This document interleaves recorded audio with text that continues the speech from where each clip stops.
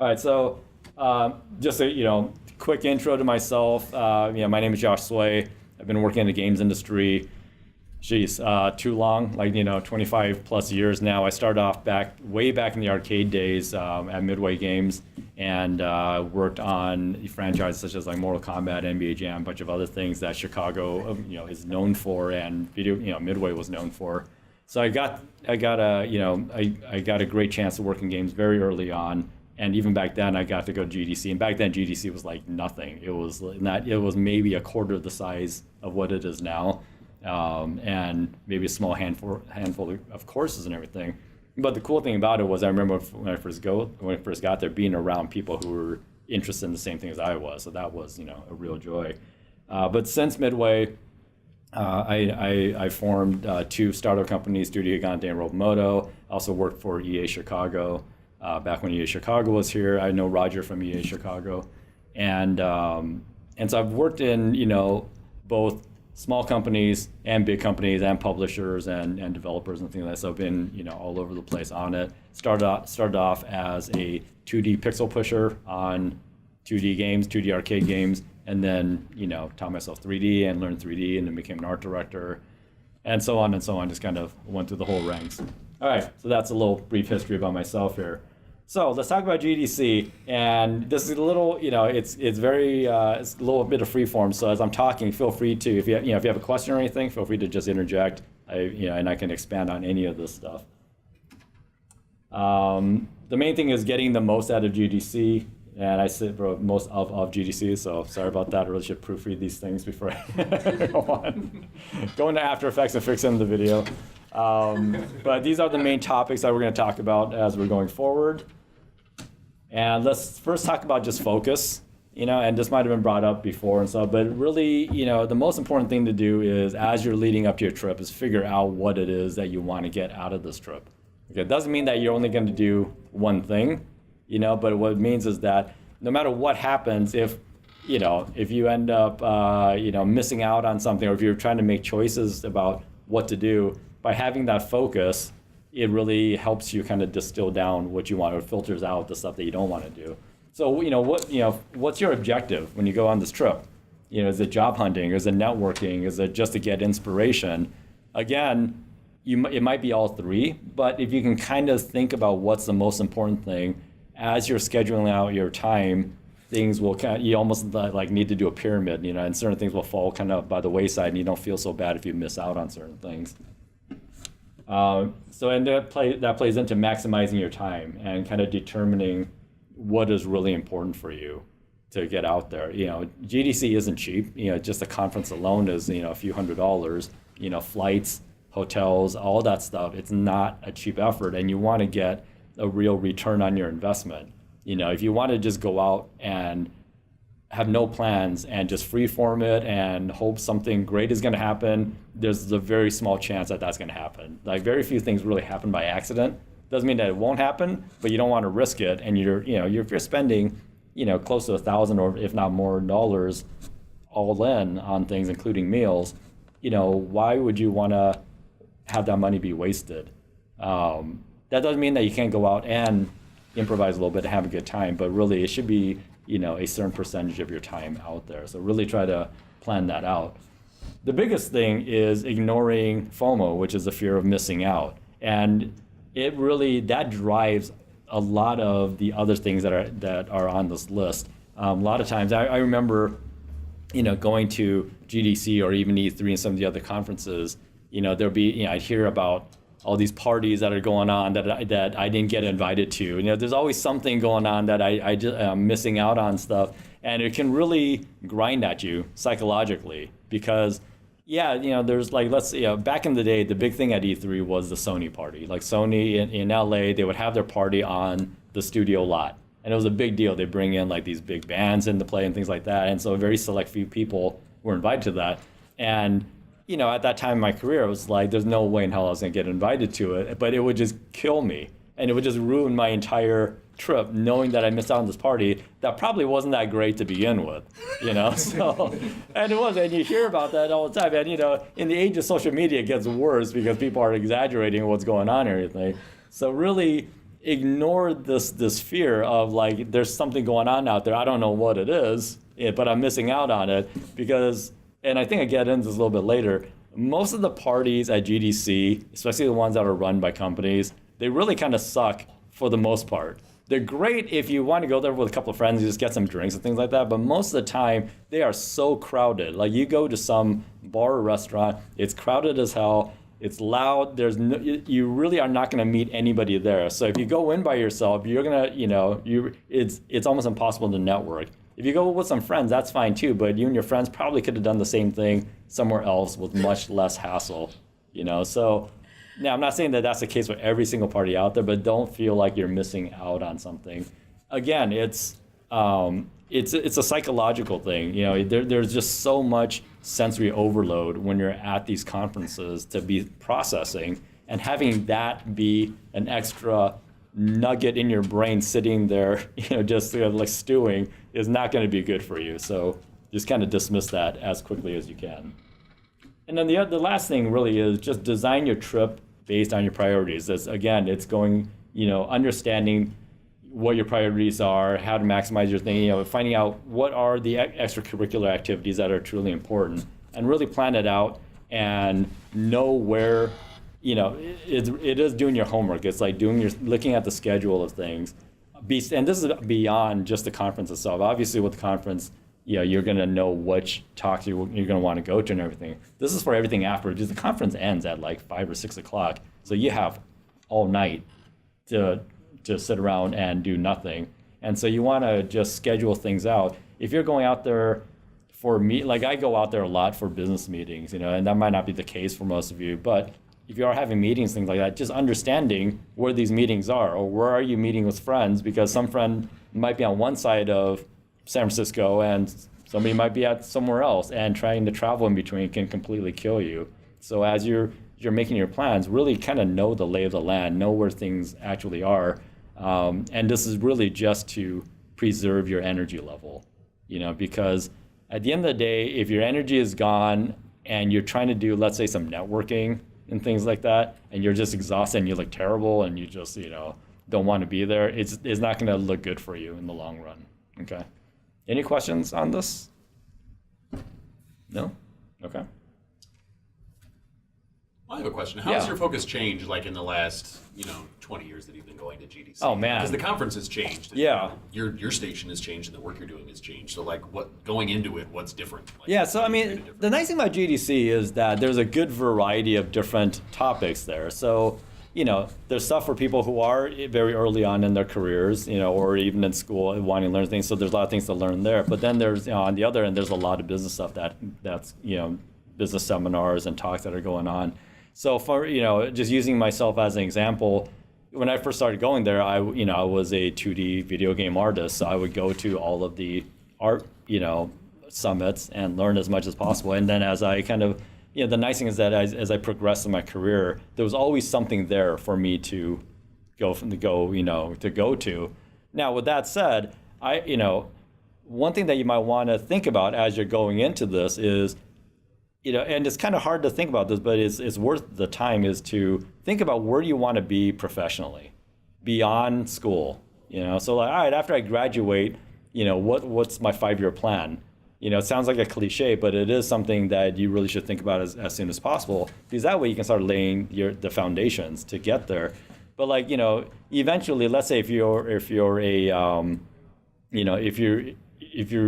on a production track right now, what is it going to be like professionally as a producer? Like, what do you need to know? What are you going to need to know if you want to eventually become an executive producer?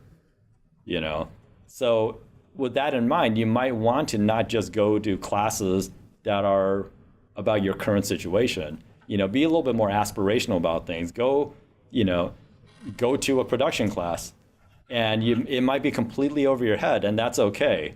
Because later on, as you're going through academic career and as you're starting your first professional job and things like that, that stuff that seemed over your head is going to start resonating. So the more insight you have early on, the better. So it's that whole saying, like, always like punch up above your class.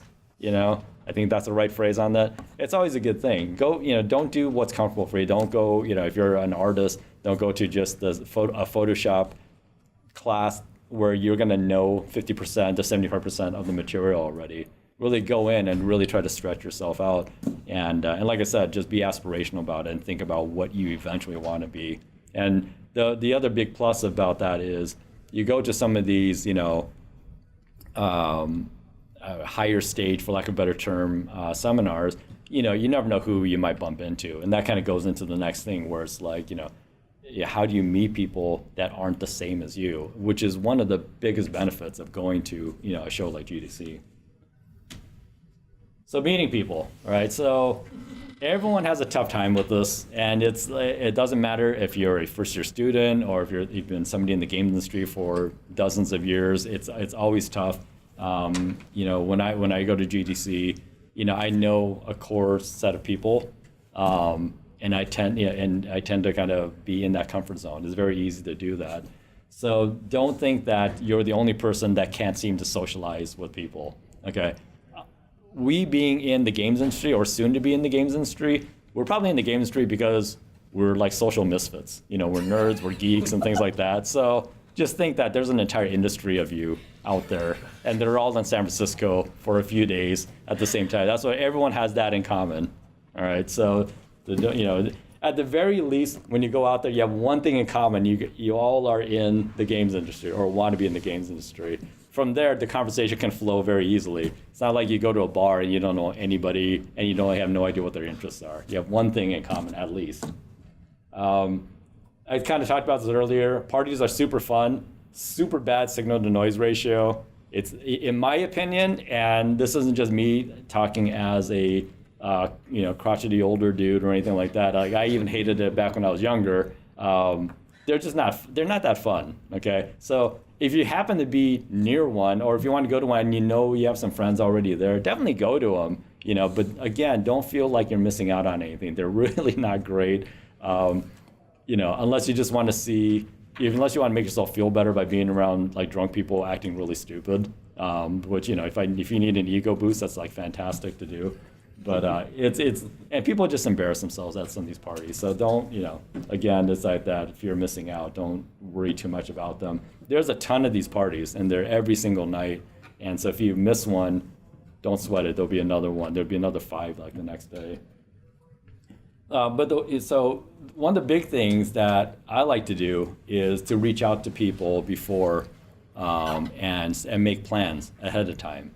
It's not just for you to make plans ahead of time, but a lot of times there are a lot of people out there who probably have no plans, and they would be really happy to hear from you. And at least they know that there's at least one night that they're going to be around somebody that they know. So definitely, go do that. Something that I do every year is I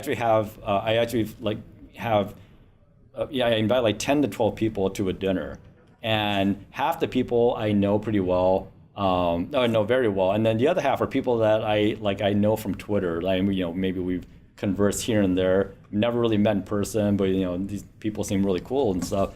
And almost 100% when I say, hey, you know what, we're gonna do this dinner. Everyone just pays their own stuff, but would you like to show up? And almost 100% they always will come, because they're just so relieved that they at least have one thing to go to that isn't going to go drinking or is random. It's a very controlled thing, and people really like that, and you'd be surprised by that. So obviously you don't want to just invite any stranger over. At least on my end of things, I know a lot of people from over the years, but also just from social media and stuff. And so it's not like, I'm coming out of the blue and asking them. But there are people that you've been conversing with, that you've never met before, going to be there at GDC. Why not invite them to something? And you'd be surprised. They will show up, and the conversations are always going to be great. And this isn't to drop names, but it was just one of those things where at one point, I don't even know how this happened, but the designer of Monument Valley, the head PR guy from Fortnite, the designer of Ollie Ollie, and a couple of Mortal Kombat designers all ended up at this one dinner table, and the conversation was fantastic because everyone was so different. Everyone made completely different games from each other. But again, going back to this idea that we all have this one thing in common, which is we love making games or we like playing games, and it's fantastic to do. So if you get a chance to pull off something like that, definitely do it.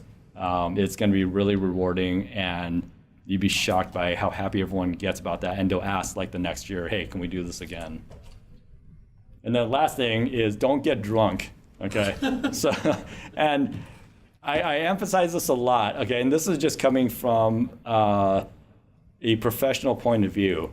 And the main thing is that the games industry is like really small, okay? So if you do something kind of embarrassing, at any function, you'd be shocked by how long people remember these things, even if you're a student, okay? So, a great story that I have is, I was, actually it's not that great, but I was at a party basically, and this one woman who was like incredibly drunk started just like spewing like crazy shit at me, and I don't know what I did. I was literally just standing next to her and just started going nuts on me. And there was another person with me, and I was looking at her thinking like, am I witnessing this or anything?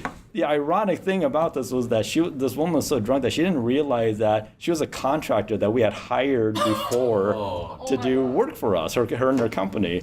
And we didn't say anything at the time or things like that. But ever since then, I was just like, we haven't hired them in a long time, but there's no way in hell I would ever do that again, just because of this thing.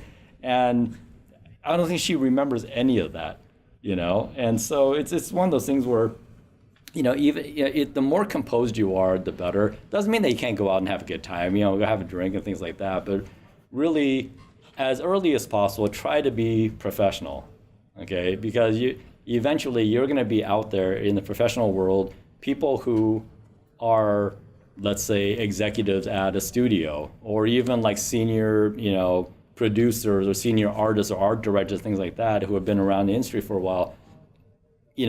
They will remember you. You'd be shocked by how small the industry actually is. And so again, just try to act as if your parents are around. It's like you don't want to do anything that to embarrass your parents. It's kind of the same idea. Any questions on meeting people? Yeah. I'm just curious, like, what's the smoking? Like, I know it's like legal marijuana. Is that a thing in a party? Or? This is just me and stuff, and it's like, I wouldn't do it even if there are other people around you. Again, it goes back to the kind of like the getting drunk thing, And granted, it's like, hey, it's pretty much legal everywhere. I enjoy it and things like that and stuff. But it's just one of those things where GDC ultimately, and much like any conference, it's a professional setting. You're there whether as a developer or as an executive or whatever. It's still a professional setting, and I always feel like, much like you don't want to be outside talking and cursing up a storm. It just makes you look bad. So again, it goes back to, would you do it in front of your parents? Maybe, maybe not, but why not err on the side of caution? Any other questions? Yeah. Question. Like, how do you prevent burning out on the second day? Oh, okay. I think I might get into that, but hold on to that if I don't answer it, but definitely. I think one of the points that you brought up, like, it's a small world. And just by history's sake, if I look at my job history, 80% of the jobs that I've had through game industry is through somebody I knew. Yeah. Like, it wasn't through LinkedIn. Absolutely. And not like LinkedIn's not a bad service and whatnot, but it's always because I knew somebody that I worked with, they liked working with me, so then we went there together. And then, segue through that as well. And especially because we're in the Midwest, the market and the people are a little bit smaller as well too. So, erring on the side of caution never hurts, right? I think GDC is probably the most unprofessional place you'll be, right? Yeah. Like, you're looking for a professional career, but it's the least professional environment that you would be looking for. That is very true. And that's the thing is that, for some people, hey, I get it. It's like as somebody who's been in the game industry, when I say we're like the misfits of the world, we also don't get out very often, So when we're like, suddenly we're in San Francisco and there's all these parties and just that, it's, you want to cut loose and go nuts, and by all means do it, but really just control yourself on that. But yeah, like Roger said, it's, I would say the 80 to 90% of all of the companies, or the reason I've gotten jobs and things like that, is because of people I know. and memories go far. So, all right, survival tips. All right, so this kind of addresses what you were asking about, is how do you last us to the second day, and it may seem silly, but comfortable shoes are like super, super important. Now, to go back to the professionalism end of things, get comfortable shoes, but get good comfortable shoes. Like, don't walk around in, this is just basic hygiene things. Just try not to have bad shoes. For some reason, people always look at shoes as a level of professionalism or a polish for some crazy reason. But it's one of those sticking points with me. Is like, if I'm meeting somebody and they have like really bad shoes, I don't know, man. I can't take them seriously. So just assume everyone thinks that way, right? But really, do comfortable shoes. You're going to be doing a ton of walking, not just in the conference itself, but just getting to a decent place to eat maybe, or you're meeting friends. People are everywhere, all over the place. Drink water constantly. I know it sounds really simple and stuff and kind of silly, but you'd be surprised how easy it is to forget to do that. And same with just eating a little bit all day. The reason I say eat a little bit all day is you might think to yourself, I'm going to have 3 meals, 3 meals a day. But what ends up happening is that you get so wrapped up in things, whether it's classes or meeting people and this and that you just forget to eat. So you might end up skipping a meal, and you will literally just faint, because you just don't realize how much energy you've exerted. And so, it's like a really bad battery. You'll have a surge of energy and then you're just completely just plop out.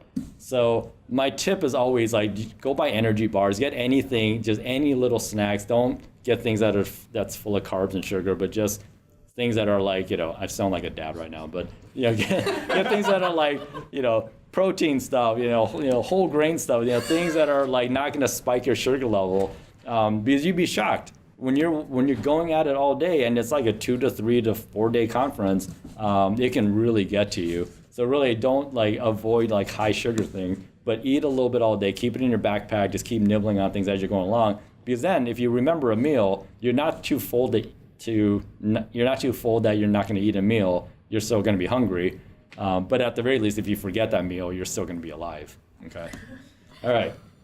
Get sleep. This kind of goes back to the whole party thing and stuff. It's it sounds completely simple, but if you've been partying all night and then you have something the next morning, you're just not going to absorb anything, any information. Again, if you've paid money for, the summit passes or things like that, where you have classes that you want to go to, if you're not alive to absorb the information, then you just wasted your money.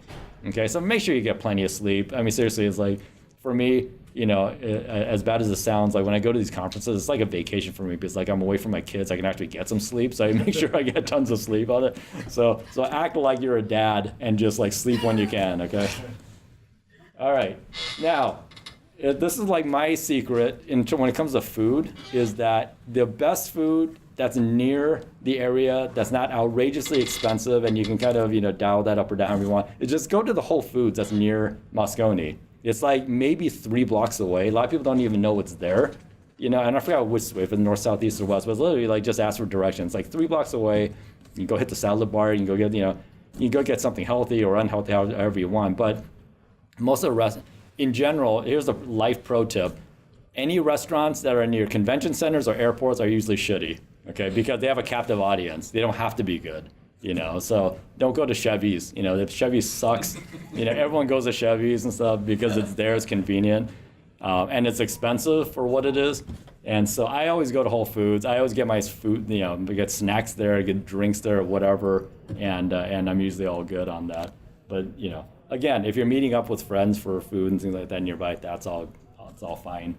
The other tip I have is if you really want to have, if you have the time to kind of explore San Francisco, definitely go away from the convention center. There's a lot to see in San Francisco. I highly recommend going to the Emporium that's in San Francisco. They have Emporium here in Wicker Park and Logan Square. The one in San Francisco is above and beyond anything you've ever seen. They took over a classic old movie theater and filled it with arcade machines, and they have a beautiful stage up there and everything. And so definitely make the trip up there. Gather some friends, go out there, play some arcade games and stuff. It's super fun. And there's a lot of Japanese arcade game in Japantown. Oh yeah. There you go. I think that's the only place you can play in America. Yeah. No, you should definitely. I mean, and that's the thing is, I think, you're out there and, you made the trip out to San Francisco. Go see San Francisco. Don't see the convention center area. If you have the time after the show's over, and there's no parties that you're going to go to, things like that, get out of the area. Go hit some of the great food that's out there. Gosh, there's a seafood place. It'll come to me later. But there's a seafood place that I go to every year that's way off the beaten path. But it's worth it. Just get in an Uber or whatever and go to it. Because at the very least, when you come back, you've had, you've been able to absorb information about the games industry. But, San Francisco is just beautiful, and you learn a little bit more about that. And who knows, in the future, when you go professional, you might end up on the West Coast out there because there's so much stuff going on out there. Last one again, don't get drunk, okay? So that's just, I'm just gonna put that on every single slide because that's just my thing. That doesn't mean you can't drink. If you want to drink, that's fine. So just don't get stupid drunk, okay? Any questions on this? No? All right. Okay, so business tips. Now, this is the stuff that I've been dealing with for probably last 10, 15 years and such. Doesn't mean that it doesn't apply to you. Okay, this goes back to my thing again, where it's like the sooner you are viewed as a serious game developer or whatever it is you want to do in the games industry, the better. Again, people remember you, and you want people to remember you in a positive way. Years down the road, let's say you're 5 years into your career and you're ready to move up in life. You might run into somebody who remembers you from 10 years before when you were in school, and they're like, oh yeah, you're that one person out of all the students out there that actually had a good head on their shoulders, because and I totally put myself in this crowd when I was in school, and I would go to conferences, things like that, and I was a total goofball, just like anybody else and stuff, and if you want to separate yourself from the crowd, acting just a bit more serious really makes a big difference. Doesn't mean that you still can't act as a college student and stuff, but it's just a little extra twist on things really makes a big difference. So again, you're there on business whether you know it or not. It's a professional conference, so try to be as professional as possible. Dress well. Doesn't mean that you have to dress like a business person. Doesn't mean you have to go out and spend a ton of money on things. Just simple things like just proper hygiene. Making if your shirt is just ironed properly or just not wrinkled. Little things like that, believe it or not, make a difference. Good shoes, just look like a serious college student. All right, have contact info ready, and that kind of goes with the next part, which is updating your site, resume, LinkedIn, anything that has to do with contacting you. Have that polished up before you go. Okay, you don't want to meet somebody really important who years down the road can really help you out and not have that information ready for them, because there's a very good chance that right after they meet you, they're just going to look at what you're doing online, like right away. So if you're an asshole on Twitter, go delete your post. Just like all these little things, believe it or not, make a massive difference. I never really took LinkedIn seriously until like the last few years, and I was kind of shocked by how much people looked at LinkedIn. So it may seem silly, but if you have a very good professional LinkedIn profile, it does make a massive difference. Okay, it's almost like being well dressed, or presenting yourself well. I think it's actually really important when you say that. So whenever we get applications at the studio I'm working at right now, so if I get an application or if I get a portfolio, if it's an artist, I don't even care what your name is.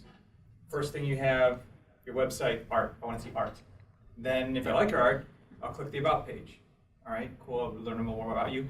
And just right after that, I want to see where you've been on LinkedIn, like your history and stuff. So it's more so more relevant. I use it as a tool to kind of vet out the type of people that like I might be interested in bringing on, and like kind of see also what kind of connections they might have to people that I might know previously, get an insight on that. So it's super helpful, and it's really easy to update. Like you don't have to worry about the look of it, because honestly, they format it for you anyways. You just put your data in, right? So and a lot of places our company currently will aggregate in LinkedIn info, like through like their PDFs and whatnot. So like if you have your information updated, then you find them like their PDF as their resume as a download as a PDF, and then we aggregate that way to keep on file and whatnot. So if your LinkedIn is updated, then you're more current. Gotcha. So yeah, so definitely keep that in mind. I mean, it's like the pros and cons of of just the modern internet or social media is that people can find out everything about you extremely quickly. Okay, so you gotta be wary of that. But on the flip side, it's very easy for you to craft how you appear online is if you know what you're doing. So my biggest thing about LinkedIn is look at a professional's LinkedIn profile and try and find one that you really like and basically try to mimic it. Look at the formatting of it, things like what they're talking about. Not saying to plagiarize it or anything, but just look at it. It's like, all right, here are the 3 things that this person felt was most important to put on the LinkedIn profile, and then try to craft it to be about yourself. Again, your website, anything that has your name on it that's online, get to it as early as possible and polish it up. Okay. All right, so this is kind of a cliche, but posture, handshake, eye contact go a hugely long way. Okay, it's a difference between a goofball person and person that seemed like, wow, they really have a good head on their shoulders. And keep an eye out for for that person. So really, have a good posture. It's super hard, especially when you have just like your phone in front of you and things like that. It's the other thing. Put your phones down as much as possible. Do it in private, but like keep yourself open to things. There's a lot of opportunities at GDC if you keep yourself open to it. Keep your eyes out. Good firm handshake. Don't crush the person's hand, obviously, but just being very confident about things, and then eye contact when you're talking to somebody. It's weird. It's like, and that's not something that just because you're a college student, you're going to be shying away from things. Like I've met people who are professionals who still have that problem, and it's very hard for me to take a person seriously in that way, because in business, it's all about, on the business end of things, it's all about money, and it's like you want to be able to trust that person, and they present themselves well. It's the same thing, later on when you're going on job interviews or internship interviews, even for an internship. A lot of people think, oh yeah, I'm just going to be an intern, so people are going to take me that seriously. It's like, no, actually, for a company, bringing on an intern is actually a real pain in the ass. And so if we want to make sure it's worth our time to bring somebody on, and that person needs to exude some confidence on top of the skills that they have. Follow up on any contacts that you have, no matter who it is, because you just never know who's going to be important and who's not going to be important. Don't do the freshman mistake of contacting them right after you meet them. Okay, like, oh, I met this person on a Wednesday and I'm contacting them on Thursday. Well, most likely they're still at the conference, so they're going to miss your email in the first place. But also, don't do the mistake of contacting them the Monday after the conference. Like, wait at least till Tuesday, okay, if not Wednesday and stuff, because usually they're so tired when they get back that they're not looking at anything. So anything coming in from the conference up to the following Monday, they're going to ignore. Whereas Tuesday, like, they're getting their bearings back a little bit more. I learned that the hard way. So I've learned to never send any important emails out on Fridays and Mondays, because Mondays everyone's in meetings and stuff. And again, don't get drunk. Okay. All right. Any questions on this? No? Okay. I have a question. What are some do's and don'ts of social media that you've seen either with people you work with you or that you've seen in colleagues? Like, what was something that really worked well to their advantage, or what was something that was just a total nightmare? In general, what it is that you always want to, even if you're criticizing something online, and you shouldn't criticize anything online, social media in the first place, but even if you do, it should be in a constructive, positive way, and you'd be surprised how negativity on social media really travels very, very far, almost to a ridiculous level. And so you always want your persona to be positive. Now, a lot of people, use social media to kind of air out their grievances, because it's very easy to just like, hey, you're frustrated by something, you want to put it out there and stuff. And I understand the need for that, but really it gets very dangerous. Okay, it's like there have been more than a few times that there's somebody that I would potentially want to hire, let's say, and I see that they spend way too much time on social media, and a lot of times they're complaining. there's two big problems. Because it's like, well, if I'm hiring this person and they're just on social media constantly, I'll look at the timestamp. If it's in the morning, that's fine. Lunchtime, that's fine. After 5, that's fine. Okay, because those are just when you're having breaks. So I can understand. But if it's just a steady stream all day, it's like, well, wait a second. How serious is this person? I hate to say this, but it's just one of those things where I get why people do it. It's very entertaining to do, but it builds evidence that you might not be the right person for the job because of either you spending way too much time doing nothing as opposed to working on your craft, or you're just so negative that, we're not going to want to deal with you. And, for better or for worse, this is kind of like the first generation where social media is this big. And so there's a lot of lessons being learned in real time right now on things. But, I hate to say it, but it's like, whenever I've done hiring or look at people's profiles and things like that, I make a remark, not a remark, but I do a mental check on what is this person's personality like? Because that's all I have to work with. I've never met the person in real life, so how else am I going to get this information? I mean, honestly, even when you meet people in interviews, they're at an interview, so they're on their best behavior, right? Yeah. So really understanding a person from an interview is one thing, but then kind of getting to really know them on the social outlets is like, I do the same thing you would do, just to make sure, because a lot of the times when you're in studios, they're smaller studios, right? So if you're bringing somebody on that's got like, all right, let's just say their skills are good, they interviewed really well, but and their temperament was really good in the interview, but your team is small enough where like if you bring in one bad seed, it could ruin the whole team. Yeah. So you want to make sure you bring in somebody that's got like good intention, right? So like I totally agree with you. If you are out in social media to express your opinion, do your best to at least be constructive with it and not make it a poo-poo party, because like a lot of the times it's like those are the things that you wouldn't want to bring into your studio because it's going to be so hard to recover from that. Like one bad seed could poison the whole well, right? So, it's like, and you're right. Like I think today, right now, we're learning on how to mitigate and figure out how this affects us as time passes. And really, 15 years from now will be different. But anytime you're willing to bring somebody on, and especially in this industry, in game development, you spend more time with your coworkers. Like I spend more time with my coworkers than I spend with my mom and my wife, anything like that. Like more hours of the day, waking hours of the day, with them. So I have to know that the person I'm bringing in is somebody that I can get along with, that will get along with the team and whatnot. Like the chemistry, like you can have people that are super talented, but if there's no chemistry, you're not going to get the product out. You're not going to build that great game. You can have some people that are like very talented, but if their chemistry is amazing, the end result is even more amazing than that. Yeah. Yeah, you'd be surprised at how much, how important personality is in the workforce. Obviously everyone wants good work out of somebody, but an exceptional person with an incredibly bad personality does not last long, especially in this industry. Talent is really 50% of the person. The other is the personality, being able to work with people. And so, there's a lot of people grow up with the idea of, if you just work hard enough at your craft, you're going to be very successful, and that's not really true. It's like, yeah, you're going to be very successful at being good at that thing, but are you going to be very successful in life overall? And really it just comes down to, you want to be at the best you can at things, but really you as a person, you're more than just your skills or your career. It's like, how are you living your life? What are you doing in your life that is kind of beneficial to other people? Because that will come out in your personality, and people will want to work with you if you if you exude that type of energy. Any other questions on this part? Yeah.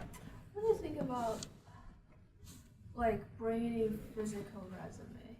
Oh no, yeah, Should you? Yeah, do that? I don't have a problem with it, to be quite honest with you. Now, it's one of those things where because people might not want to carry it around like after you give it to them. So that becomes, so it was one of those things where I would say that if you're already carrying a bag, have it with you, but don't offer it up as the first thing.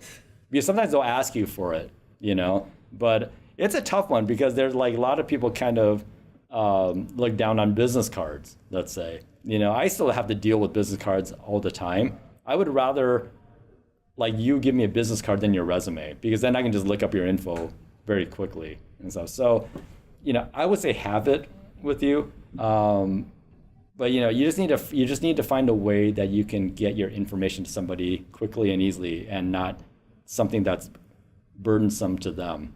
So yeah, if you give them a physical resume right off the bat and they're not asking for it, then they're like, oh shit, I gotta carry this around.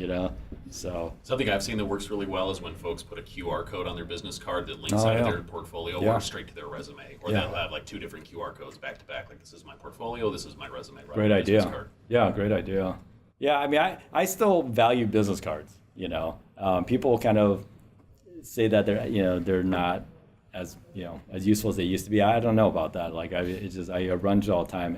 It might be just because of the work I do also.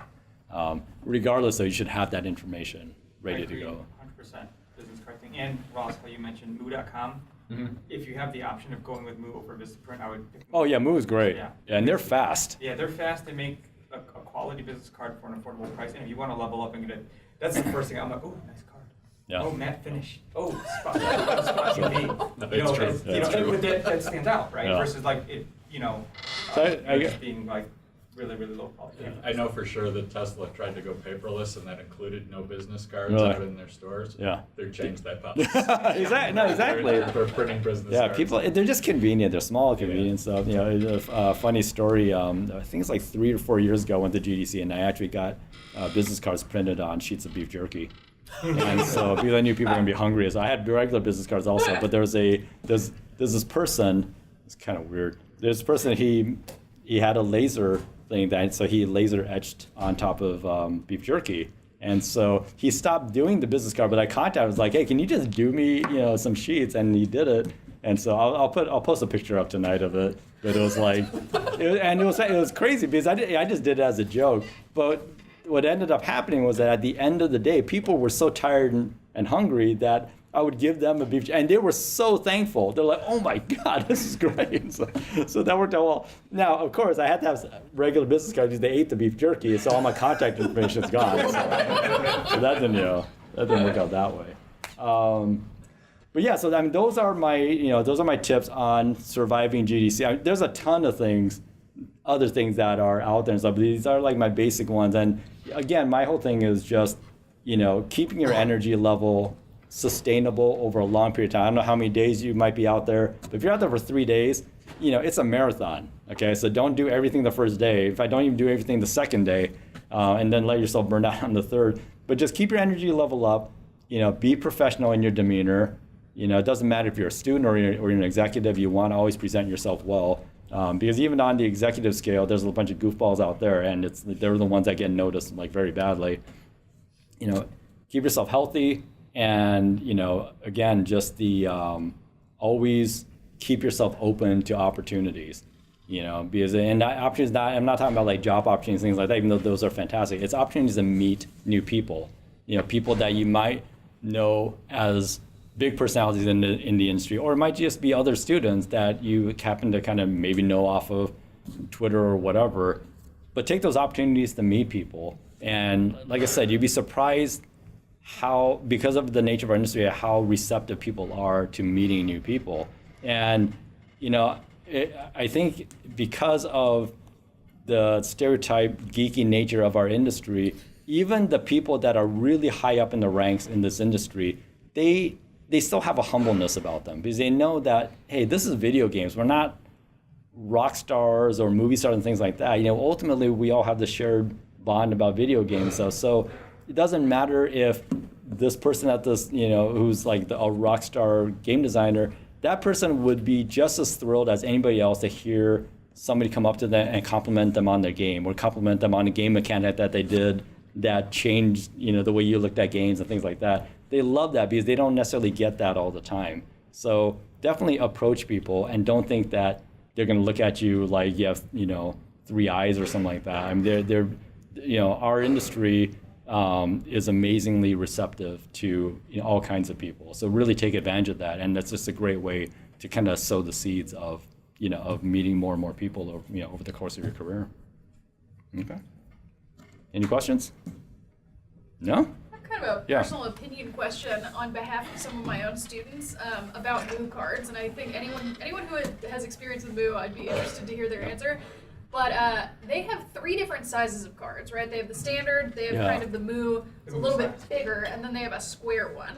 And I know some of my students have asked me before, and I don't really have an answer, because when somebody gives me the non-standard size and I try to fit it into a giant stack of business cards that I've been collecting all day at GDC, I get annoyed. I want to throw it away because it doesn't fit in my pack. So where do you think is the line between being really unique and just being annoying or frustrating with certain things? So my personal opinion is to go for a standard size. But people are, like I said, they have a stack. Go for a standard size, but like really design the hell out of it.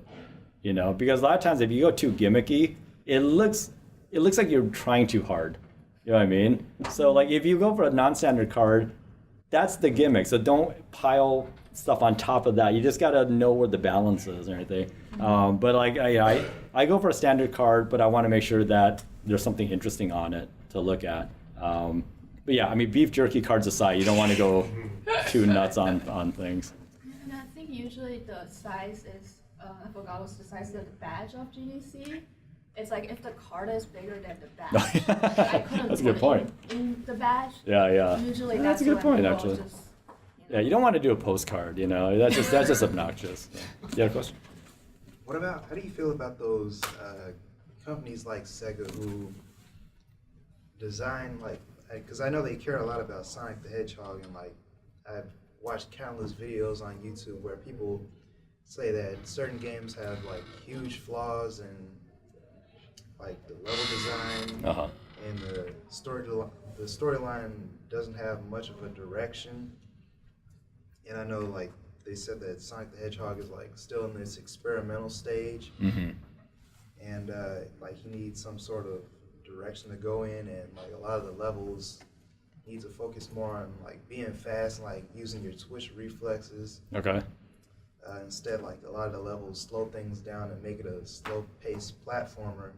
And if anyone here has played the original Sonic the Hedgehog, I know all of y'all hate. I know you hate the marble zone where you have to avoid being crushed by those pillars, the green pillars. I know y'all hate that. I'm waiting patiently for some platform to. So basically, if you do that, you're not gonna get a job at Sega if you're going to GDC. So I mean, it's for sure. But I ain't interested in working at theirs. But I have this favorite game series that I was playing for quite some time. If you've played those side-scrolling games with the spaceships and Actually, what does this have to do with GDC? Because I was Do you have a question? Do you have a question for GDC here GDC? about what he's done at GDC? Yeah, because I was have you ever ran into anyone who tried to pitch something to anyone? Yeah, so don't ever go. Thank you for bringing that up, though. That's a great point. Don't pitch games in front of people. It really puts them in an awkward spot. Let's say you meet an executive for Sega, in your case. For one thing, hopefully you never did a YouTube video criticizing them, so don't do that. But the other thing is that you don't want to pitch games in front of people. There's a couple of reasons for that. A, it puts people on the spot, and they don't want to hear it. Okay, nobody ever wants to hear a pitch,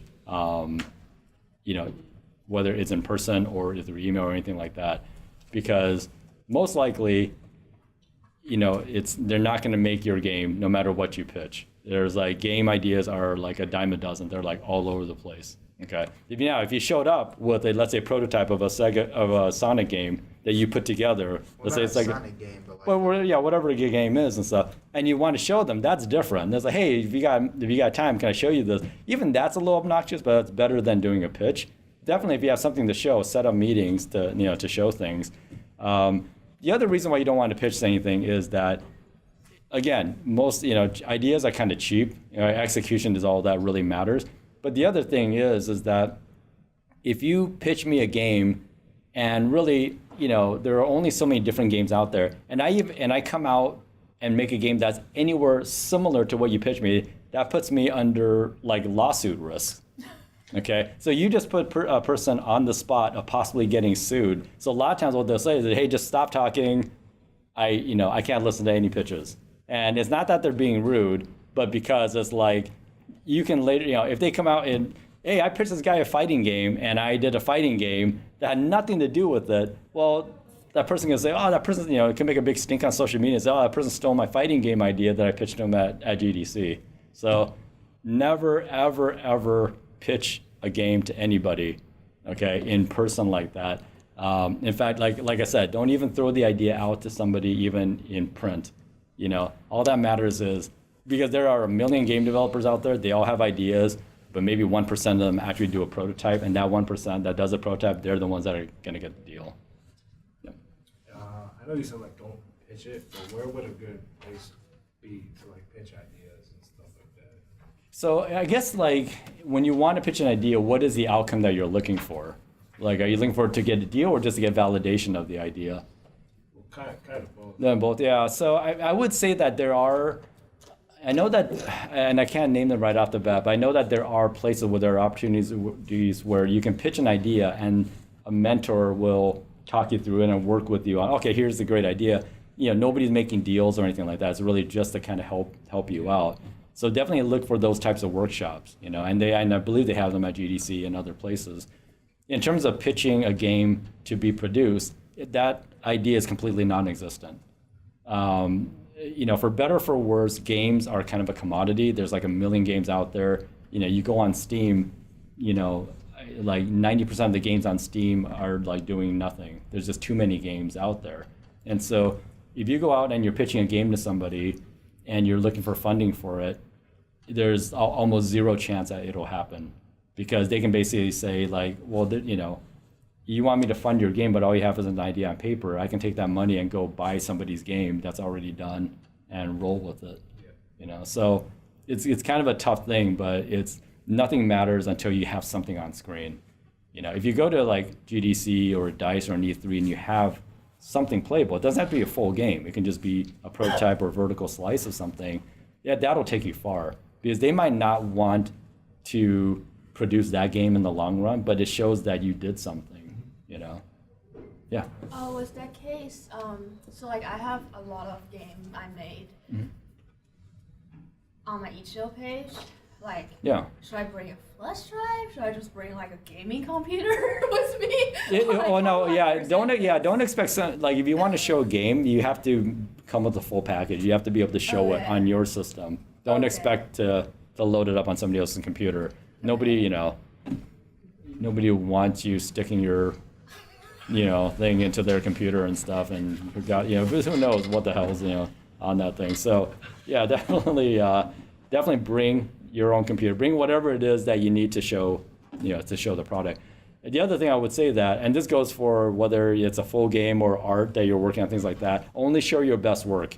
Don't show stuff that's super raw. That I just started this. Nobody cares. Just if you have 10 games and only one is any good, and you need to verify with other people if it's really good, not just your own opinion, then that's what you show, because it's you're only as good as whatever the weakest link is on your portfolio.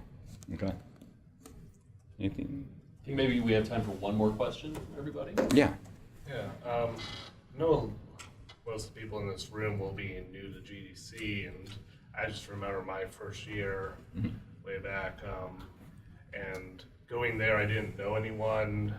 Coming from the Midwest, it felt very intimidating. What would you suggest for everyone new to be kind of get out there and network and do it well and not waste the trip? Yeah, so it's assuming that you're traveling alone. If you're traveling with other people, obviously you're going to want to hang out. It makes life a little bit easier. But if you're going by yourself, it kind of goes back to being kind of careful of where you're going to spend your time. If you go to some if you go to the Microsoft party and there's just a ton of people, you're not going to ever meet anybody. It's loud, it's way too crowded. There's no real way to talk to people and stuff.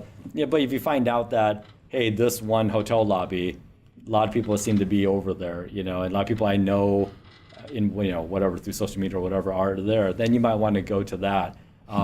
It's tough to kind of filter a lot of that through, but you really got to think about where are the places that I can actually talk to people. And then I think, and I might have read this on Twitter, but I thought one really great piece of advice is, if you see somebody at an event and they're by themselves, then go talk to that person. because the most likely they're hoping somebody is going to go talk to them. So you have you're by yourself, that person's by themselves. Why not help that person out? Because you're going to end up helping yourself out, and you'd be surprised by who you might meet. So I think that's probably like the easiest thing to do. Just don't. It's hard to go up to a group of people. So go up to another individual, because most likely they're in the same boat as you are. I was just going to say your original point about being organized ahead of time is really what you need to do. If you're in motion capture, there is a motion capture society and they're having a party. Yeah. Be there. Be there, yeah. No, that's true. It's a good point. If you're targeting a specific company, go to their party. Yeah. And call and ask if you can't, ahead of time, because they'll have extra passes. Yeah, that's exactly If it. you're there the last day, they may run out. They may only be for clients, but if you're asking early and saying that you're interested in their company, you'll probably get a pass. Yeah, it's really I mean, it's really about just focusing on what you're going out there for. Like I said, that if you're in the mocap, then do anything you can to get into animation events and things like that.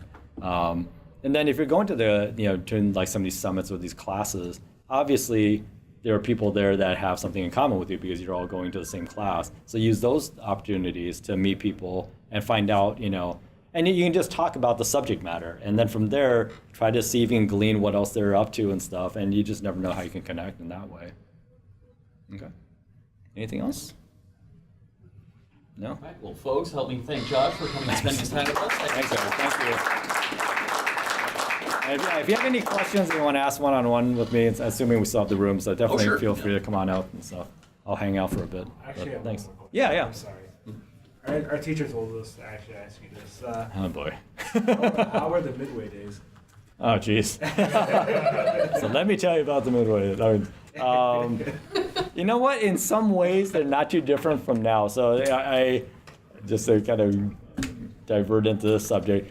I always consider my midway days as working for the most well-funded indie game developer ever, because we're basically like, let's say 5 or 6 developers under one umbrella, and we're completely funded, obviously, because we're publishers, but we were completely left alone. We had no producers. Like, we literally had no producers. So teams were like 5 people, just like an indie developer now. So we were left alone, make whatever the hell game we wanted to do. Marketing didn't tell us what to do. Nobody told us what to do. All we had was a deadline. We had no milestones or anything. We're making shit up as we're going along.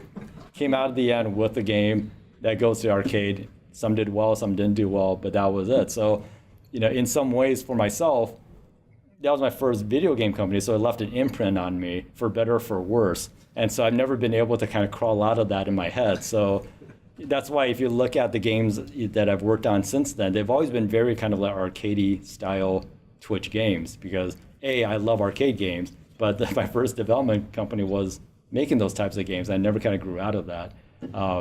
I say for better or for worse, because for worse is that games are so much bigger now. They need so much more organization. And coming from Midway, it was really tough to deal with that, just because we were just so run and gun on everything. So, but yeah, it was crazy. It was crazy times back then. It doesn't mean that's not crazy times now. It's just a different set of craziness. Any other questions?